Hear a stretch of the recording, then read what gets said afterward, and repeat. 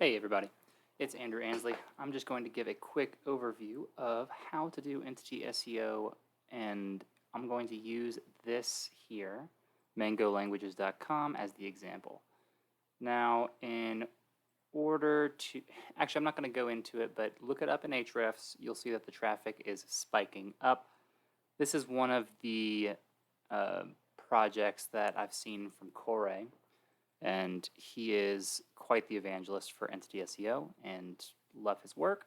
So what I'm doing here is I'm essentially just breaking down his strategy. So Mango Languages, let me get started at the top here.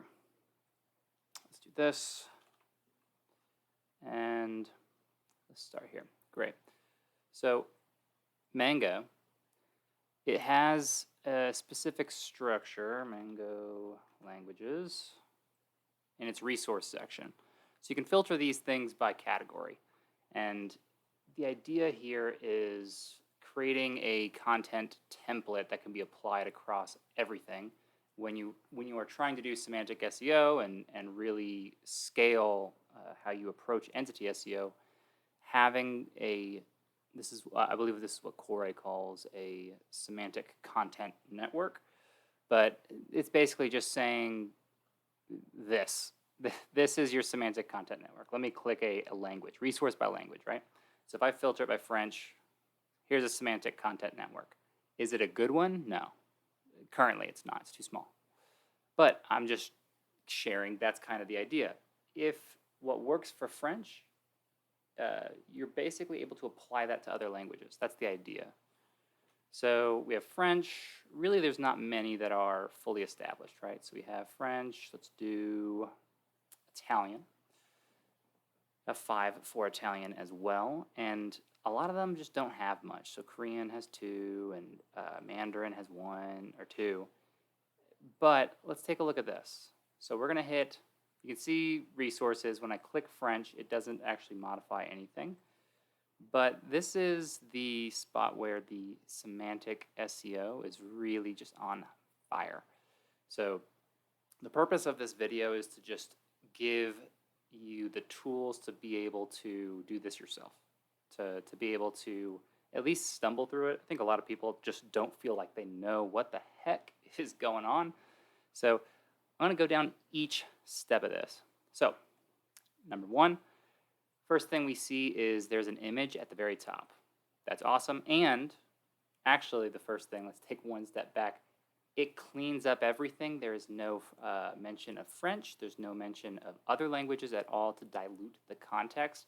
This is operating as its own entity. It is its own thing, and it has its own URL as well. So if I put this in here, I'll show you the URL. Yeah, so this is the URL, and completely removes everything. First thing here is going to be, 1, they have their logo built into the image. Perfect, that's great, that's exactly what you should be doing with images. Next, we have some sort of scene that is from some place in Spain. Or I would assume Spain, it could be anywhere, but since Spanish originates from Spain, it makes the most sense to use an entity that has the strongest relationship with whatever you're trying to rank for. Then, in big, bold letters, Spanish is just slapped on top of that. Perfect, great. This is exactly the kind of thing your images should be doing. You want to use images as something that can solidify Google's understanding of your content, and it's also maximizing the potential that Google indexes your content. If Google likes an image of yours and then puts it in the image search, it's definitely going to be crawling your website, at least that page. So keep that in mind. Next, so we have Spanish grammar homepage. Awesome. So they chose to do Spanish grammar is the main context. That's everything here should be Spanish grammar. There should be, at least for the first 70% of this map, it needs to be about Spanish grammar. If it did other things, that would be bad. We just want Spanish grammar. At the bottom of the page, you're allowed to sort of break from the super tight connection. You're allowed to do supplemental stuff. And this has been Yes, this is becoming more popular with Entity SEO, but it's been a known fact that this is how it works. If you've been buying links, you know that a link at the bottom of a page is worth a fraction of a link at the top and a fraction of a link in the middle of the page. So keep that in mind. So we have the Spanish language guide, which I believe we're just, yeah, here we go. The Spanish language guide is separate from everything else. It's connected by this. So everything else has this H2. I could inspect it and tell you. I'll just show you. Okay, yeah, you can see the class. It's very small, but H2 on the side over there. So the rest of this is H1. So Spanish language guide is going to be the root of everything here. It's going to connect it all. And let's do just from top down. We have the same image, but it looks to be a little bit unique because it's a different, same area, different picture. We can look at the author. Okay, so authorship is important. So this person, it's Ziri, is a linguist, okay, expertise established at Mango Languages, our entity. She holds a PhD, hot damn, in Hispanic languages from the University of Western Ontario. Start strong, start with exactly what's most important. Her specialty is second language acquisition. That even if that's not her specialty, that's saying that on your author profiles is perfect. Bilingualism and language contact. So this was very deliberate.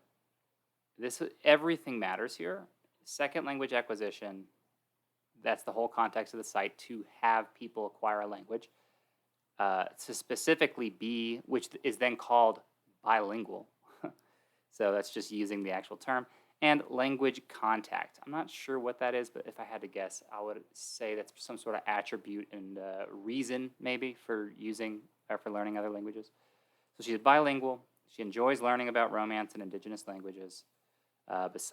Once again, duh, she has a PhD, so that's exactly what this is.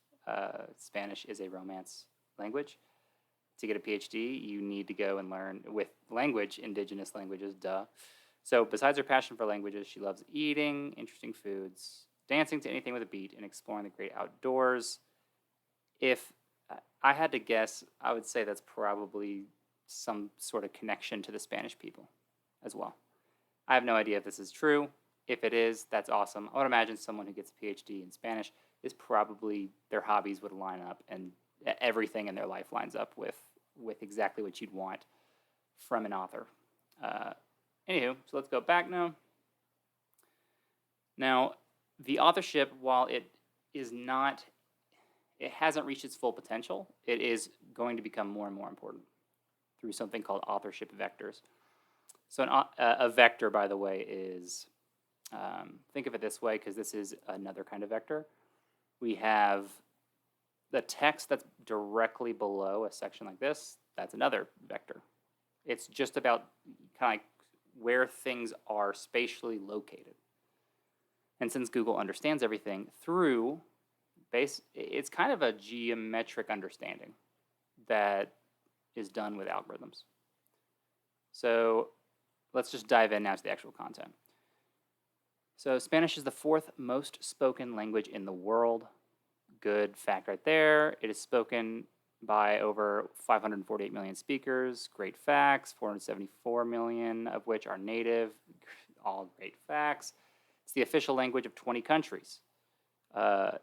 This is just starting with the most, because this is the overall root of everything that's being done in Spanish, starting at the highest level of how many people speak it. The context of the site is about people. So it's spoken by, it's the fourth most popular, so that's a reason for learning it. It's very popular. Here's the exact amount of people that speak it. Here's the exact amount of native people. It's the official language of how many countries? Which countries? It's the second most spoken language in the United States, which happens to be their target audience, I'm guessing, with over 59 million.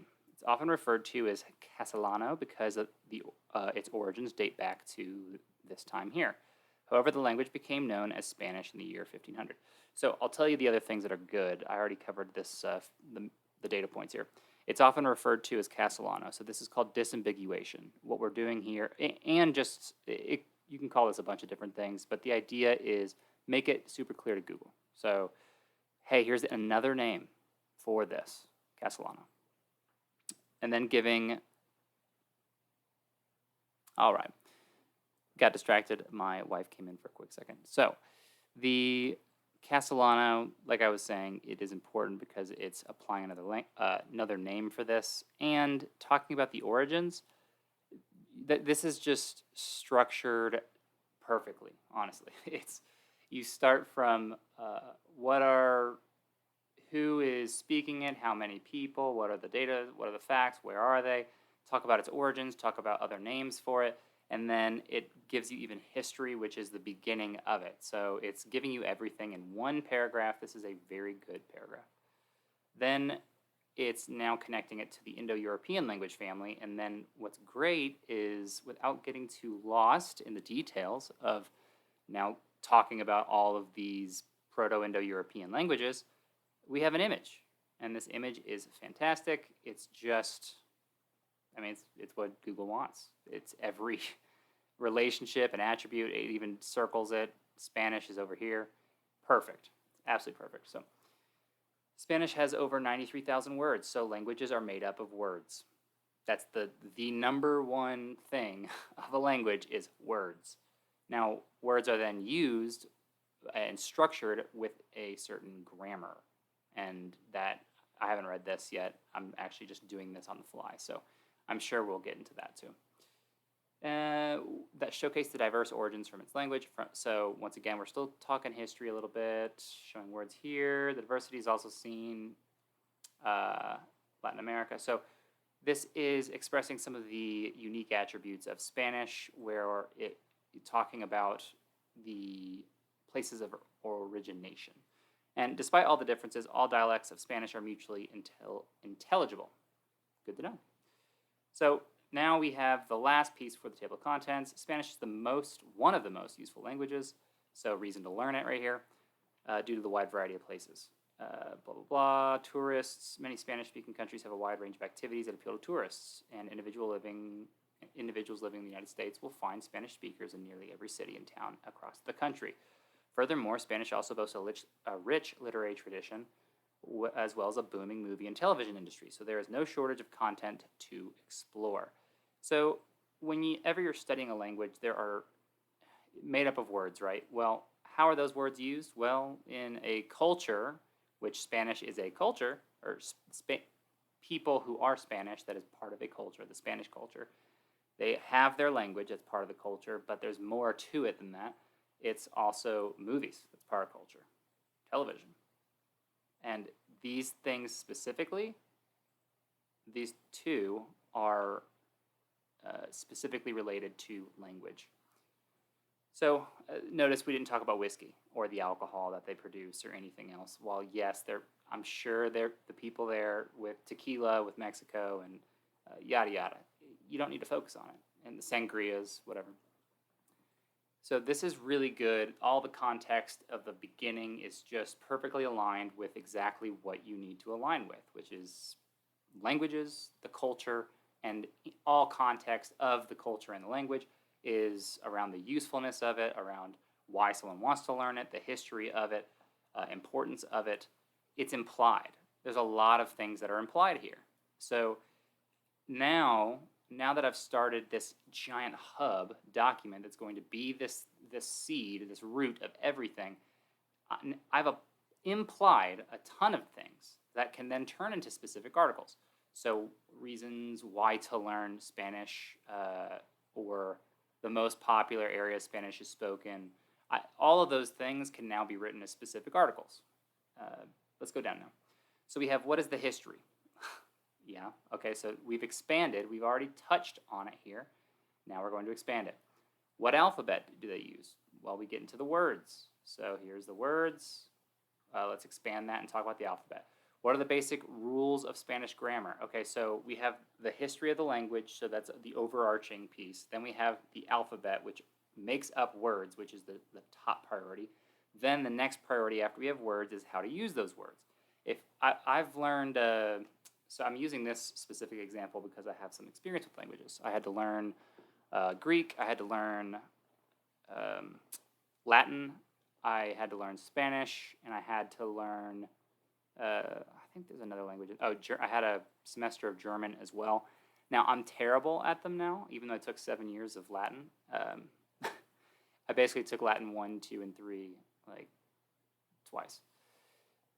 If you're familiar with languages, what I'm saying is that there's a specific structure to learning languages. And this is the exact structure. So you start by learning about the culture. So when I learned Spanish, I moved to Costa Rica. And I stayed there for a summer, and what I did is I learned the culture. I was immersed in the culture. I learned about the history. I learned about all sorts of things. I learned about the people. Then, when I first started learning, I learned with the alphabet. Then, they gave me the rules in Spanish. The rules, well, that applies to pronouns and verb tenses. So, great, we're taking the structure. Now, language is just one thing. We could do this with anything. If it was an e-commerce product, think of what are the core components, are there types, are there uses, who wants to buy it, who made it, what attributes can be templated. So with a certain product line, what can you talk about that is the same across all products? So that's ideally what you're looking for. And I'll go more into that later on why you want to create some sort of like uniform structure. So we have Spanish pronouns, verb tenses. What are the most common words in the Spanish language? What are the most, pause again. I'm just going to take a guess. I've never actually gone past table of contents. You're seeing it with me. If I had to take a guess, if this person is doing their job, what I'm assuming is that the anchor text in these sections is going to point to a dedicated page that then talks specifically about which alphabet does Spanish use, or something about their alphabet. It's not just this page. It needs to be explored and deepened, that contextual understanding. Every bit of understanding just should be deepened. So I would guess they're going to use that. So we have common words, adjectives, verbs, common adverbs. It's great to start with common. So when I learned Greek, we had there's a learning methodology where you specifically want to just learn common words. So by year 1 in ancient Greek, I learned something like 80% of all words in the language pretty quickly. Like it wasn't that difficult. So they want to give you the thing that's most impactful first when you're teaching a language, and that's why most common verbs, it's going to touch on all the things that are search volume, that have higher search volume, higher importance for people. Every piece of structure on your website, on your pages, it should always be think in this structured mindset. All the connection points, everything should be layered. I haven't even gotten into the schema yet, but I'm sure that's incredible as well. So adjectives, adverbs, numbers, words. Okay, numbers are part of it too. Spanish literature.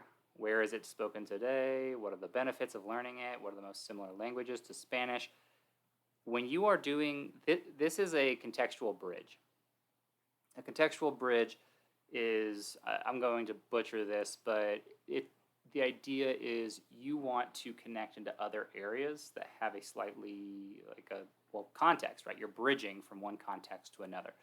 So while we're learning Spanish here, this website's about learning all languages, or at least the majority of languages. So what that means is that you don't want to just end this tower of a document without giving yourself some sort of bridge into your other areas. So let's go down. So we have, what is the history of the Spanish language? If I had to guess, I don't think this would have a specific article dedicated just to the history. I would say that history probably belongs in this overarching document. I'm going to scroll down, then I'll scroll up. Okay, so it does not connect anywhere. So history, the intent is to use history to rank here. Okay, but Spanish alphabet, look at this. using the exact anchor text that I was talking about of, hey, if I had to guess, it's going to use, once again, this is bridging. Every section can be bridging into something else. So we have the Spanish alphabet, and we have different data formats, which is awesome as well. And then we can click this. What are the most important spelling rules in Spanish? Interesting. So we didn't do the full alphabet, but we did an extension of alphabet, which is, actually, I'm going to open this in a new tab. It's interesting that Mango Languages is the author and not someone else, but okay, we have tags here, interestingly enough. So let's go back. All right, I don't want to lose any of the value here. The history of the Spanish language so this is the format to take for your headers. 1, put it in the form of a question. The whole idea of Entity SEO is your goal is to make it as cheap as possible for Google to crawl. So when you make something cheap for Google, Google likes that. Now, cheap, the other way to look at that is just as easy as possible for Google to crawl. So that is, the way you do that is by forming it into a question. People ask in question format. This is a search engine built to answer questions. Make your headers oftentimes should be questions. So instead of the history of the Spanish language, which a lot of people would probably do, what is? Great. There is no restructuring Google has to do for that heading. Now the first sentence always should repeat basically this. So the history of Spanish can be roughly divided by the following historical eras. Cool. So once again, we're talking from the highest point to the lowest. The era, we're talking history, great, and now we have modern day. History of Spanish language began in this, when troops from blah, blah, blah. Okay, getting in it, developing the whole story, nearly 600 years later, which ended up contributing words. This is awesome. This is absolutely awesome. Muslim army made its way. This is even better. I don't know where this is from other than, I guess, Alexander Vigo. I don't know if Google can understand this, but this is incredible. For me, I absolutely love this. I think if you were to improve this, instead of doing a GIF like this, I have no idea how good Google is at crawling GIFs, but I would do web stories.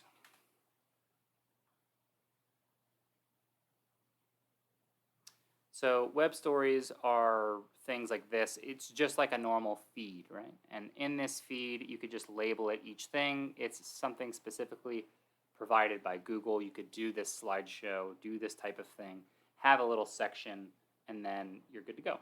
So that's what I would recommend instead of the GIF. But the GIF is fine too. This is incredibly organized and it's great. Let's keep going. Marks historic year. So it's just going through over the next 500 years. So this first part provided the structure to how this entire section will flow. And now it is done, and we end with this very nice image where you have a Vulgar Latin, Hispano, Romance, Medieval Castilian, Modern Spanish. This is just super helpful to see. It kind of summarized the entire thing. This is another thing that I think is super important about Entity SEO is what you're doing is as you just wrote all this stuff, you're making quite a bit of assumption that Google understands what this is about. So Google NLP Cloud Demo. Let's do a demo. I have no idea what Google will do here. I would guess that Google has a good understanding of this. So this is a tool that Google, it's literally Google telling us their understanding. There are other things. This is just textual understanding. Google has other layers of understanding. So the links, the anchor text pointing to this, your overall website architecture, everything that's connected, the links going in, or out of your article elsewhere, and then the links going back in, the anchors of your internal linking, schema. There's all sorts of things that can apply greater understanding of these entities. This is just a tool to look at the text itself. And if you can maximize the understanding of the text just with text, that's incredible. Do that. So we have all the entities. What we're seeing is, okay, number, perfect. We have locations. We have people, organizations, work of art, sure.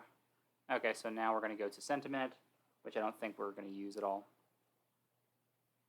What is the history of the Spanish language? Entire document. Great, great, great.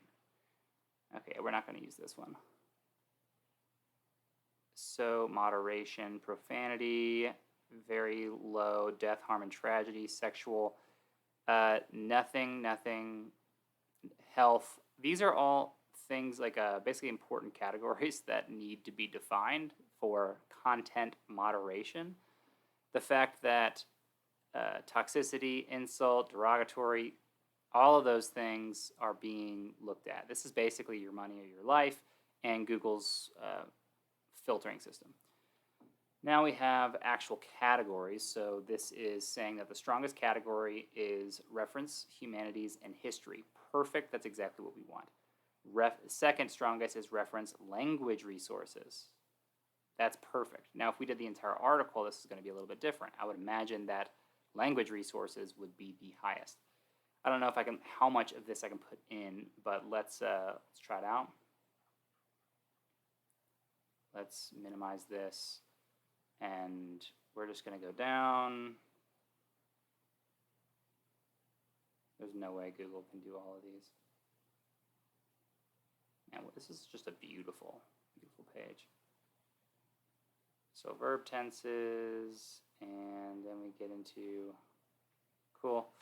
So we're just going to do that. We're going to stop at the most common words. Obviously, I'm still not getting the fullness. Let's see if it does. I don't want to break this, so it's going to analyze all of this. And now we have categories again. Yep, language resources, then history, dictionaries and encyclopedias. This is perfect. This is the exact type of structure you want. So when I look at a document, this is how I measure it.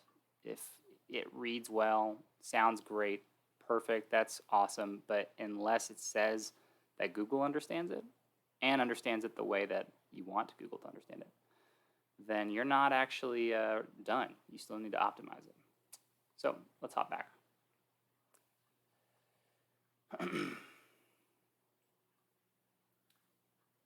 Okay, so we got into the importance already of the anchor text.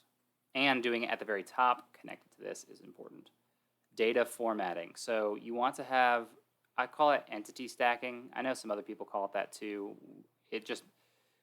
Stack is something that has already been used with SEO, so it just makes sense that a lot of people would use the term entity stacking. But the idea is I want to stack as much as possible for Google's understanding of my entity, so I'm going to use multiple data formats. I'm going to use this table. I'm going to use an image. I'm going to use numbered lists. I'm going to use schema. I'm going to use anchor text and with backlinks and all that stuff. So we have multiple data formats, bullets here, structured content essentially, and that's the whole thing. Very little unstructured content. What are the basic rules of Spanish grammar? Let's see if we're following our rules here. The basic rules of Spanish grammar are starting with a question, answer the question. It's related to what? Nouns, adjectives, noun-adjacent words, in addition to how verbs are conjugated and how sentences are formed. Here are 8 basic rules of Spanish grammar. Perfect. All nouns have a grammatical gender. Here it is. Most words. I am surprised that he didn't put numbered and just did bullets, but maybe it doesn't matter. Having things bolded here, important too, to call it out what is being focused or what the focus is. Good use of bold, good use of examples, good use of data formatting. What are the Spanish pronouns? Once again, we've hit our things. The Spanish subject pronouns are the following. And this goes into that exact thing, which is perfect. Spanish has different types, so same thing. Now, interestingly enough, now we even have more internal links that they're going almost to a dictionary. So we have direct object pronouns. How to use direct and indirect object pronouns in Spanish. So let's go back. Then we have this one. I'm guessing it's more how to use.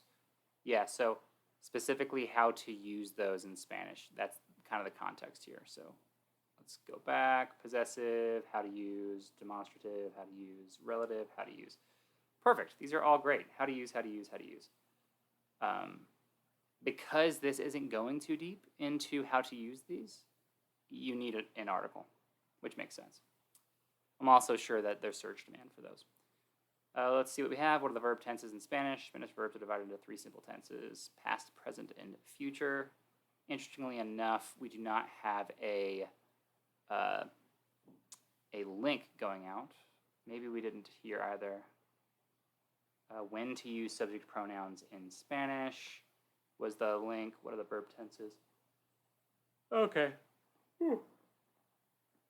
I don't know if when to use verb tenses in Spanish is popular as a search term, but keep in mind that if it is, you probably would want an article dedicated to it. We have the same exact thing, how to use this tense, how to use this one, and how to use this, and how to use this. So I'm not exactly sure why, if this one is already doing exactly, oh, it's going through the specific ones. Okay, that makes more sense. So it's not just saying reflexive pronouns and possessive pronouns and demonstrative pronouns. It's not going through that. What it's actually doing is going through the very specific to versus stead, which is like different versions of you. The you versus you, one formal you, one informal you. To being the informal, usted, ustedes, that kind of thing is formal. Yeah, ustedes, vosotros. Now we're adding different things like, what is it? Plural is what that is. Ellos, ellas, nosotros, nosotras, that's basically saying we, and then them, they, with a female and masculine, them. I don't need to get too lost in like what this is, but it makes sense why this has a specific article now. And why the verbs would not necessarily have that.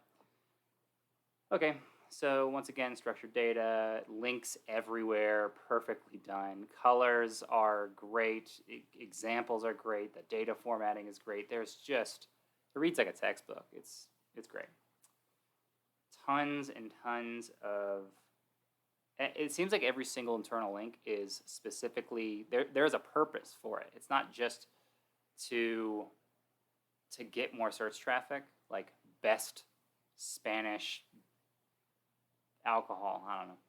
It's all about, or buy this product sort of thing. It's very much about one thing, which is, here it is, here's the information. Anything pointing away from this page is going to be deepening your understanding of how to apply what you're learning. And that's perfect. Most common words in Spanish, this is a weird one. I'm going to click it just because it's not on their website. I don't know why they don't just have this on their own website. I really don't understand this. Maybe if I do this, I'll understand it more. Okay. That makes sense. I don't understand all of this, but this is a super authoritative website, right? Possibly the most authoritative. The Real Academy of Spain, or Spanish. So I'd say this is a good thing to link out to, if you are going to link out. I typically don't. What are some of the most common verbs? So we're not learning anything new. I'm going to keep going through this. And here are the numbers. Let's look at the numbers. Numbers in Spanish, how to form it and write them. Okay, great. Staying consistent. What are the words for family members? Okay, so let's do this. What are some of the most common adverbs in Spanish? Okay, let's look at the table of contents real quick. Let's do...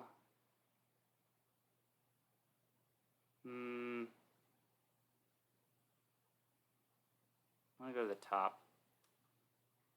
Oops. And what I want to do is... Where are we? So comment, what are the numbers, what are the words? Okay, so we're just here. When does it move into the supplemental? What do you need to know? Okay, so it looks like supplemental stuff starts around what do you need to know. How did I identify what I think is supplemental? The way that I identify it is we have history, which needs to be done in order to start with a language, alphabet, core component, basic rules, core component. What are the most common words? Yeah, core component. These are all subparts of that core component. What do you need to know about Spanish literature? So you don't actually need to know Spanish literature. This is, I'm not exactly sure how he's going to connect it, but I do believe that this is going to connect to a lot of really good entities. So, and have a lot of good search volume as well. What are the most famous books? What are some of the most famous poems? And what are some myths and legends? Where is it spoken today? How much of the world's population speaks Spanish? What are the Spanish-speaking countries? These are all queries that I am sure are in Ahrefs somewhere. So let me pull that up. I want to validate. So Keyword Explorer. And we'll do this, this, and this. I don't know if it's done in the exact way I need to. How much of the world's population speaks Spanish?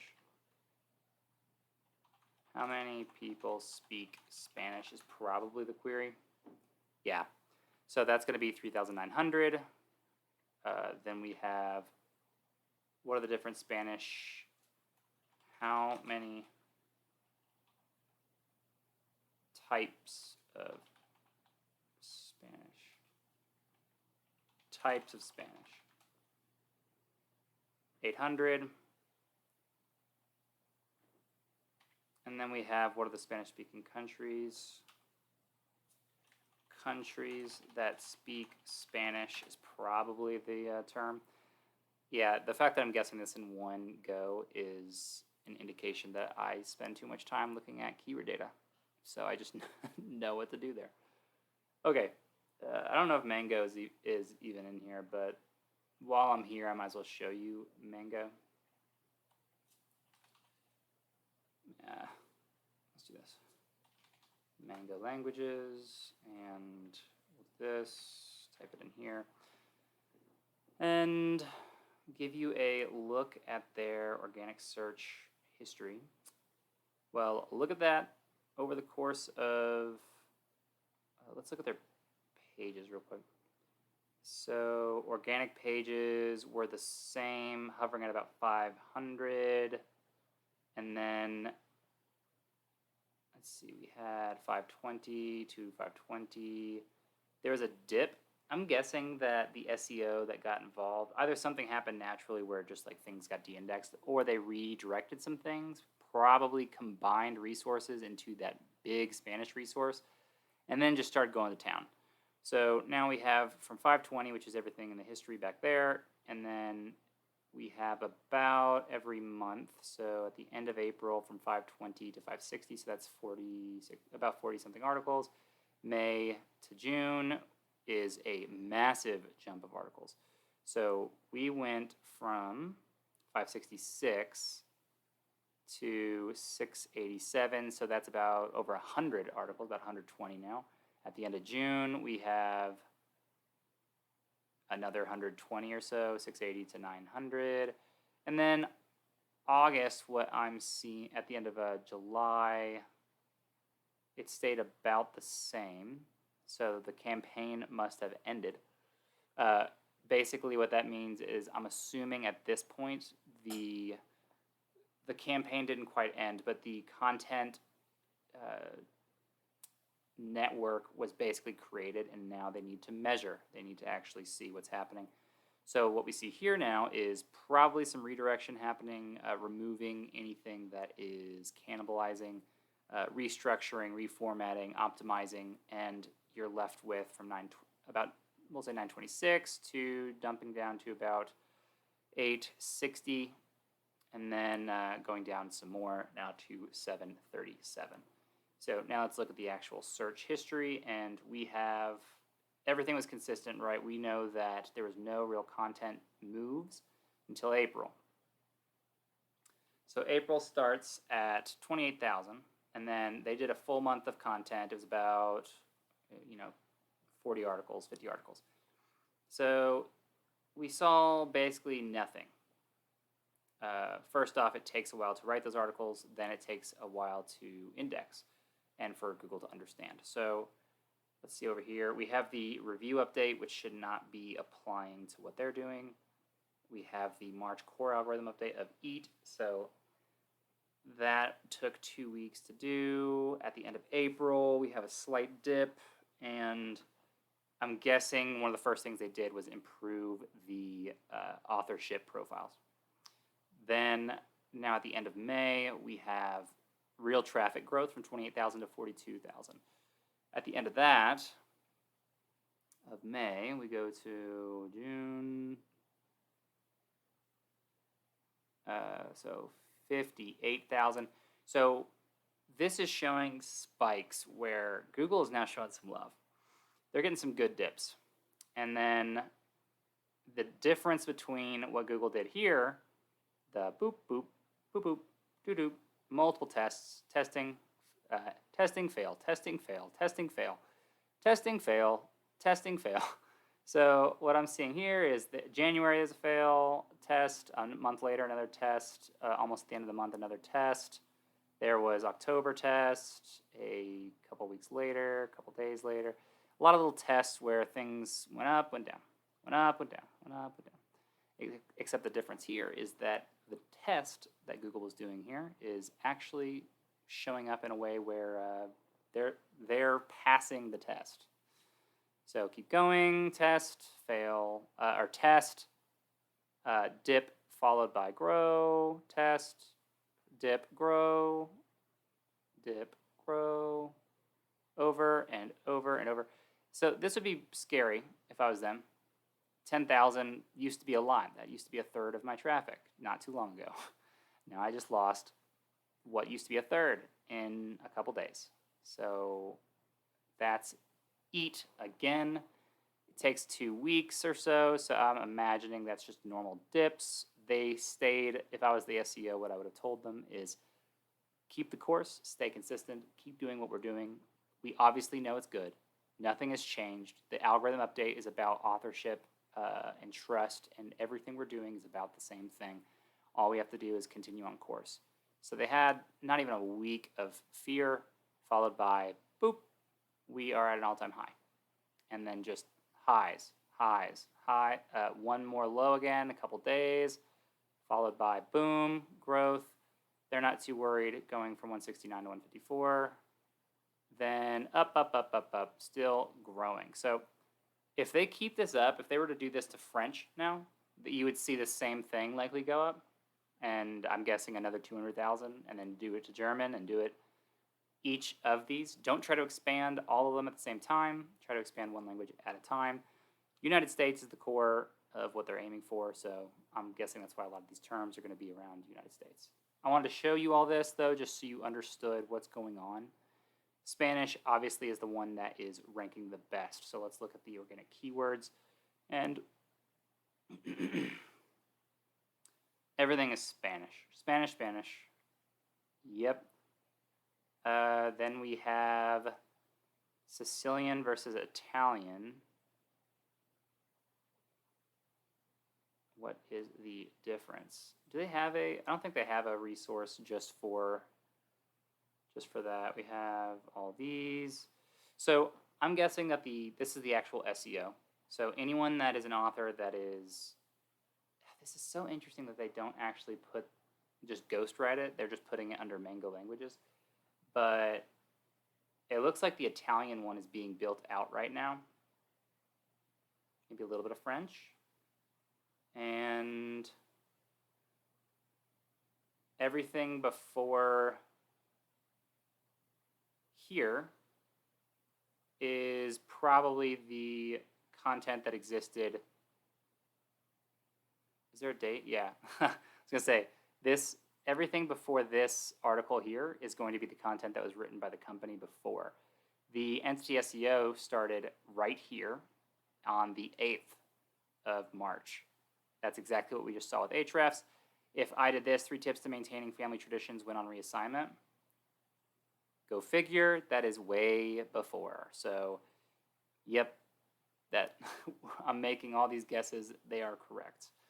Now, the interesting thing is I don't even know if this would be good to keep. If you're doing entity stuff, you really are wanting to benefit from optimizing the crawl and with very clear connection points. 3 tips to maintaining family traditions when on reassignment. No, I'm sorry, but no one gives a shit. Like, I don't know who's going to read that, really. Maybe some people will. They have their analytics. Now, people do give a shit, just not in this format. People do YouTube video, something else. And if they have a YouTube video here, yeah, it's so small too. So, now, oops, let me do this, and I could be eating shit, right? Like, what if I'm wrong? What if this has volume? I'm going to say it has 0, but yeah, of course. This is November 2022, and it has nothing going on for it. Get rid of this. Get rid.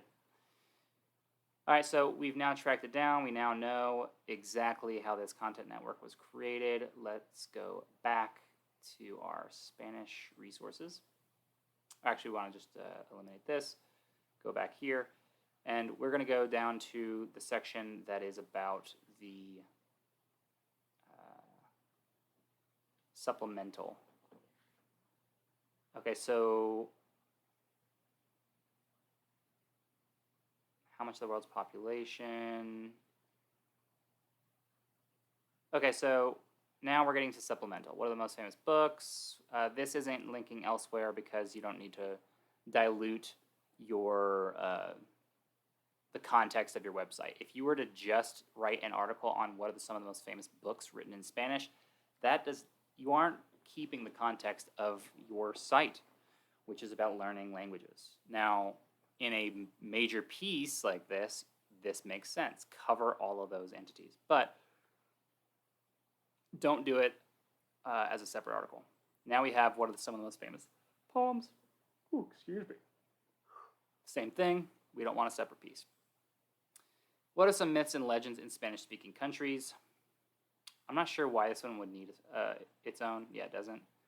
I was about to say, that doesn't make sense. Where is Spanish spoken today? Oh, so another thing that this is doing is it's also just more context. It's just helping Google understand. So that natural language processing tool I showed earlier, that it's going to be helping a lot with that. Where is Spanish spoken today? So the fact that this is down this far on the article means that you don't have to worry about this diluting your content too much. How much of the world's population speaks it? Here it is. Okay, this is formatted in a specific answer. Great. What are the Spanish-speaking countries? We've already talked about it, but here it is again.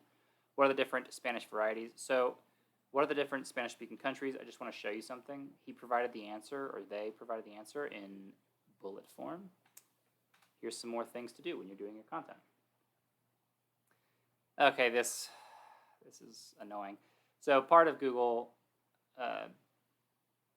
new update where they're getting rid of FAQ style content. People also ask. A lot of those featured snippets are just going away. Google has them here, and you can now go to this Wikipedia link for Argentina, Spanish-speaking countries, for Wise Voter, blog Rosetta Stone. Yeah, this makes sense. So they're not going to get that.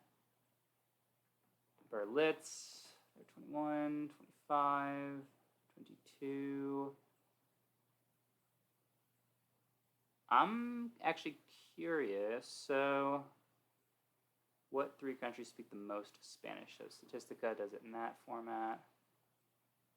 How many countries? Okay, so what I'm not seeing here is typically what I want to do is identify, should I put this in a list form or should I try to put this in another form? He decided to put it in this format, that's fine, but if you're trying to actually get the results for this specific thing, you might want to change the formatting. Whoever's doing this, their main thing is not to get this, but there is lots of search volume. You do want to make sure you're touching on things that actually have search popularity, because then when your site's actually targeting things, or every part of your page is targeting something with some sort of search volume, you are, it behooves Google to look at all of this content.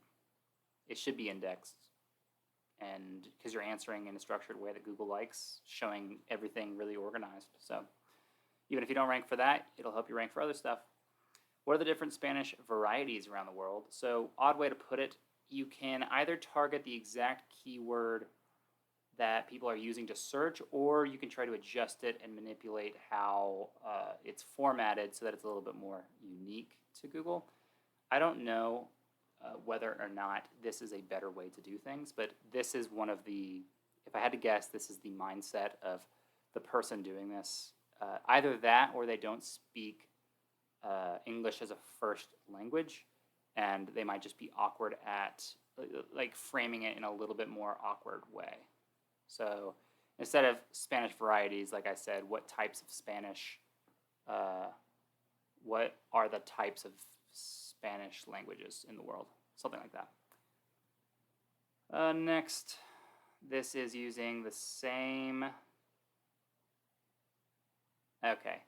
Interestingly enough, this to and Voss thing, when I clicked away from this article and we went to another article, one of those articles links to and Voss.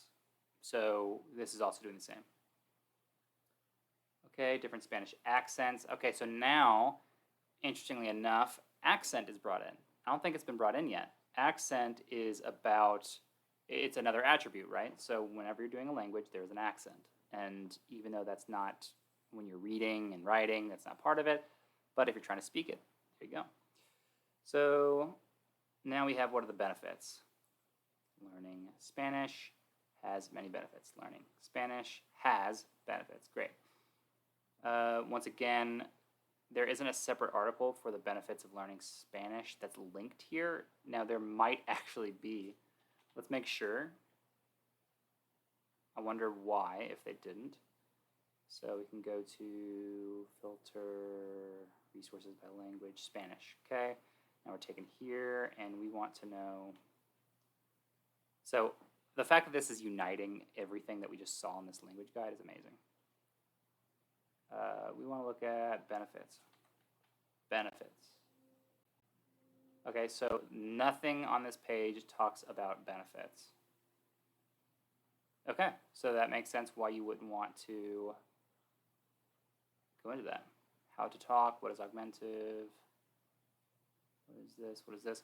Okay, so really the only thing besides the literal core structure of the most important info, the main or the alternative information that's here is how to tell time.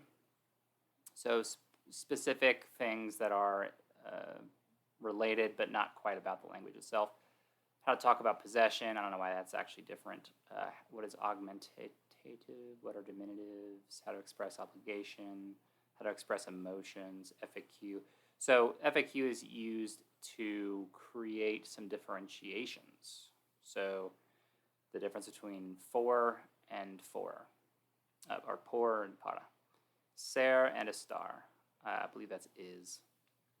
What is the difference between Spanish verbs ir versus ir, venir, llevar, traer? Okay, what is the difference between the Spanish verbs saber and conocer? That's to know. Acordarse versus recordar. Que and qual. Okay, so using the bottom of this guide in order to create these contextual understandings for Google, where you're strengthening how they are understanding very specific popular words and concepts in the Spanish language. So I know I've searched this before. These are common terms, so I'm guessing that these are probably just some of the most common FAQs that exist as well. So that's it. This is an amazing amazing example of how to do entity SEO. The part that I don't have time to go over is in this video is how to do the research in order to find this and to structure this. Now, I will say the easy thing is one, just Spanish language and start with Wikipedia and then Wikidata. And then you essentially want to do Spanish language. Okay. So let's start here. We have one, Spanish is a Romantic language. Okay, so we want to mention that. Iberian Peninsula, we want to mention that. We want to mention Castilian as well, and Espanol. Then we go down, and it is an instance of a language. It is also a modern language, so I know that what we just went through talks about all of those things. Castile, West Iberian, yep. Then we have a specific letter that is unique to Spanish. So we talked about alphabet, that makes sense. Then we have accents with actual videos. Now, I think this is actually something where that Spanish guide could probably improve a little bit more, is if you put an image or a video like this. That's just an easy thing to do to show, to give a little bit more insight. So now we have, even audio recordings, perfect as well. So short name, pronunciations, countries. So we talked about all the countries in that article. It's indigenous to here. That's talking about the history. I don't know if who it's studied by was put in this, but it's probably, the context is different. Hispanism is not quite the same as just like they want to learn, become bilingual. Audio, once again, we don't need this. Linguistic typology. So yeah, this is another section that was covered, is linguistic typology. He didn't use the terms linguistic typology in the article, but he did it. Subject, verb, and object. Place, manner, and time. Pro-drop language. Noun and adjectives. Synthetic languages. Stressors. Fusional. Nominative case. Present tense. Yep, has tenses. So we talked about all those. Has mood, that was part of it as well. Has gender, talked about that. The writing system, talked about the alphabet. Did not talk about the Latin script, but that also makes sense because that's expanding a little bit beyond. And since the alphabet was so high up in that article, you do not want to dive too deep into other writing systems. So use capitalization rules. I don't know if that was included or not. Number of speakers, that is on here, so that's great.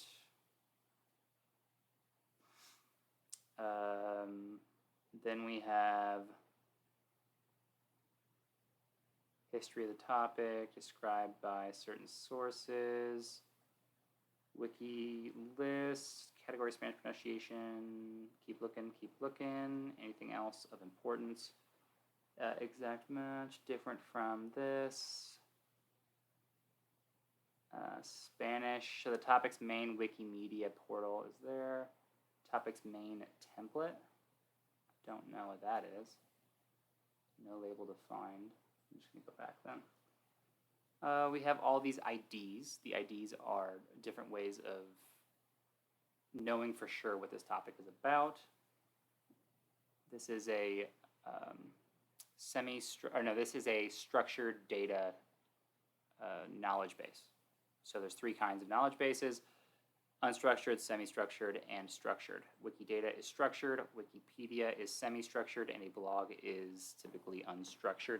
But with schema markup, you can actually make it structured. So now that we looked at that and we validated that, well, the way that we talked about it, this all-encompassing page, now we can look here. So great, the Indo-European, and we have the relationships here, early forms, yes, talking about that as well. 20 countries, regulated by the Real Academy Española. So that, we just discovered the reason why it was included. So I told you I wasn't going to go too deep into figuring out how to make this for yourself, but I just wanted to show you how much of this can be done through Wikipedia.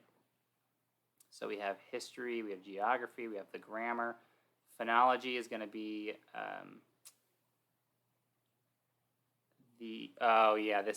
I took a history of language with English, and where you put your tongue, that is what this is about. So if I say "f," I have to put my teeth on my lips, and it's talking about that. Then we have dialectic variations, morphology. Yeah, that makes sense. We went through all of these as well. Ustedes, usted, yes, super important. We went through that. We have a vocabulary list, the most common words, which we also did. And it's actually, I believe, more organized than what's in here for the most common words. What you'll notice is that there's a very specific structure here. They have tables, they have a ton of hyperlinks, and what's interesting is while this is important and really nice to have, you're getting a ton of drift, topical drift, because I don't want to send someone to a specific page about, let's see, Slovakia.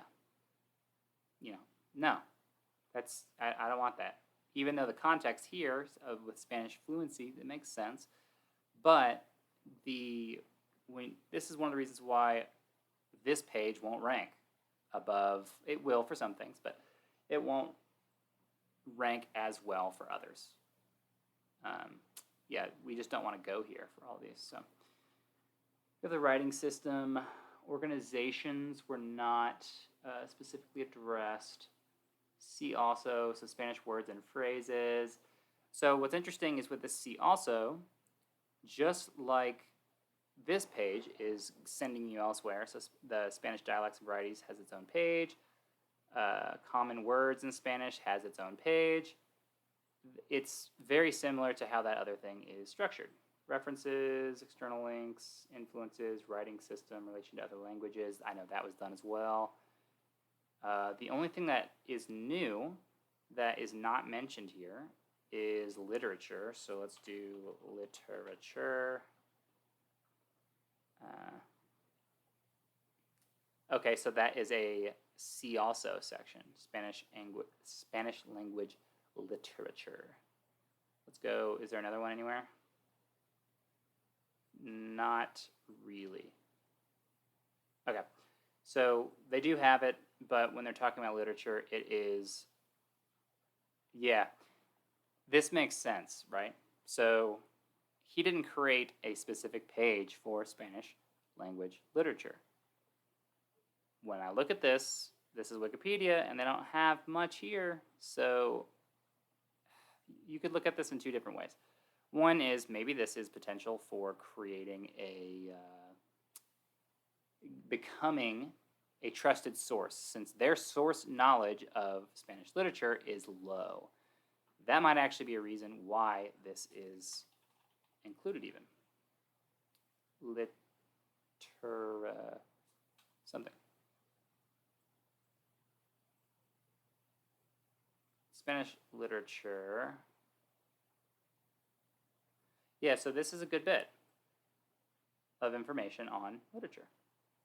Then connected to literature is books, and that's in here as well. So let's see if we can find, authors and poets. So books and poets. And what we have is books, poems. Makes sense. So next, anything else in here that we need to be aware of? Nope. I think this is good.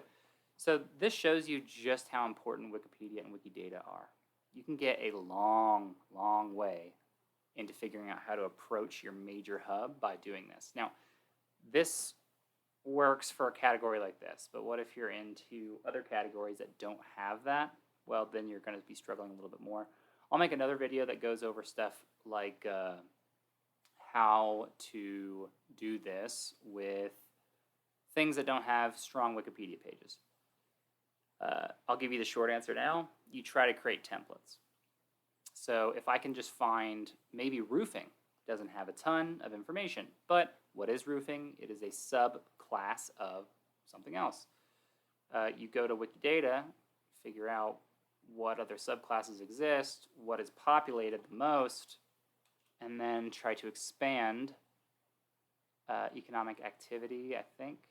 So you would then try to figure out, well, if there's not a huge amount of information on roofing, how do we go and expand? Maybe something like moving company or moving has more. Roofing material. So roofing can be the material, roof topping, and the profession of roofer. So here we have this, well, maybe, what is it? Roofer is a tradesperson. So now I just found that we're a subclass of tradesperson. I can look in here too, and try to click any of these. I can go to the very bottom and find construction trade workers is the category. So I can do that. And out of all of this, I can probably find something that has a more refined Wikipedia page. So if I go to the top again, I could click tradesperson, history, modern use, earnings, craftsperson, artisan, skilled worker, work experience, trade, tradesperson. Yeah, this is basically the act that you're trying to do is this. So you can go through this a lot and trade.